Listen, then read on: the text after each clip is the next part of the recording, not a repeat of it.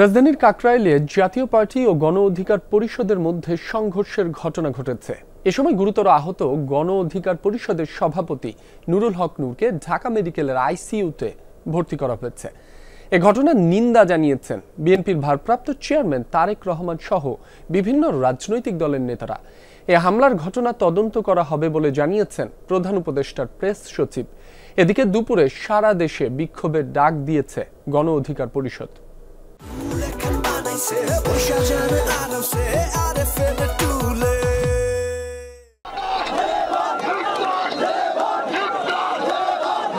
শুক্রবার সন্ধ্যার পর থেকে জাতীয় পার্টি এবং গণ অধিকার পরিষদের নেতাকর্মীদের মধ্যে সংঘর্ষে রণক্ষেত্রে পরিণত হয় কাকরাইল এলাকা।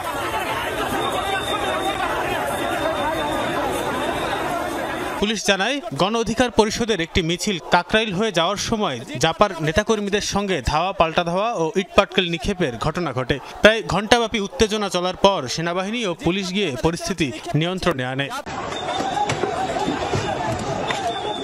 এ সময় গুরুতর আহত হন গণ অধিকার পরিষদের সভাপতি নূর সহ সংগঠনটির নেতাকর্মীরা। আহতদের প্রথমে একটি বেসরকারি হাসপাতালে প্রাথমিক চিকিৎসা শেষে নেওয়া হয় ঢাকা মেডিকেল কলেজ হাসপাতালে।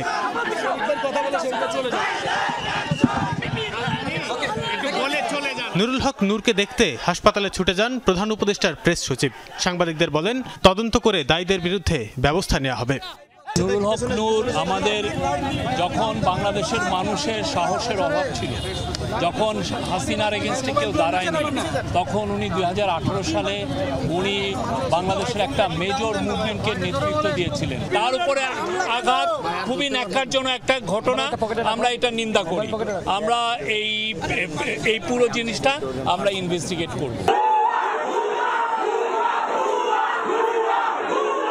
এ সময় আসিফ নজরুলের উপস্থিতিতে হঠাৎ উত্তপ্ত হয়ে ওঠে ঢাকা মেডিকেল কলেজের জরুরি বিভাগ। উপদেষ্টার বিপক্ষে স্লোগান দেন গণ অধিকার পরিষদের নেতাকর্মীরা। গণমাধ্যমে কথা না বলে চলে যান আসিফ নজরুল। এ সময় বিভিন্ন রাজনৈতিক দলের নেতারা নূরকে দেখতে এসে ক্ষোভ ও নিন্দা জানান। এ ঘটনায় নিন্দা জানিয়েছেন বিএনপির ভারপ্রাপ্ত চেয়ারম্যান তারেক রহমান ও জামায়াতের সেক্রেটারি জেনারেল মিয়া গোলাম পরওয়ার। আমাদেরকে ধৈর্য ধরতে হবে, শৃঙ্খলার সাথে প্রতিবাদ জানাতে হবে। সেই জন্য আমরা যে 24 ঘন্টার সময়সীমা গণ অধিকার পরিষদের পক্ষ থেকে দেওয়া হয়েছে, আমরা তার সাথে পূর্ণ সংহতি জানাচ্ছি।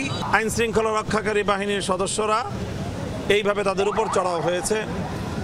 বাংলাদেশে এখন রাজনীতিবিদ হিসেবে আমরাও আমাদের জীবনকে নিয়ে আমরা আজকে শঙ্কিত। গণ অধিকার পরিষদের উপরে এইটা আমরা কেউ মেনে নিতে পারি না। আজকে গণ অধিকার পরিষদ যে 24 ঘন্টার আলটিমেটাম দিয়েছে, এই 24 ঘন্টার আলটিমেটামের সাথে আমরা সবাই একমত। আমাদের অনেক ঝগড়াঝাটি আছে, কিন্তু বাংলাদেশের স্বাধীনতার সার্বভৌমত্বের প্রশ্নে আমরা পুরো বাংলাদেশ আওয়ামী ফ্যাসিবাদের বিরুদ্ধে ঐক্যবদ্ধ। যারা হামলা চালিয়েছে তাদেরকে চিহ্নিত করে তাদের বিরুদ্ধে আইনানুগ ব্যবস্থা গ্রহণ করতে হবে। এ ঘটনার প্রতিবাদে শনিবার দেশব্যাপী বিক্ষোভের ডাক দিয়েছে গণ অধিকার পরিষদের নেতারা। সরকারকে 24 ঘন্টার আলটিমেটাম দিচ্ছে, এর মধ্যে একটি জবাব না দেয়, পরবর্তীতে যদি কোনো অঘটন ঘটে, আমরা যদি আইন হাতে তুলে নিই, তার জন্য কিন্তু এই সরকার আপনাকে দায়ী থাকতে হবে। এর যদি আমরা সুষ্ঠু বিচার না পাই, তাহলে কিন্তু আমরা প্রধান উপদেষ্টার বাসভবন ঘেরাও করব।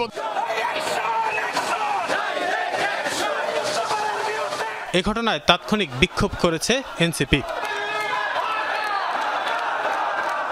তানভীর সিদ্দিক টিপু, যমুনা নিউজ, ঢাকা।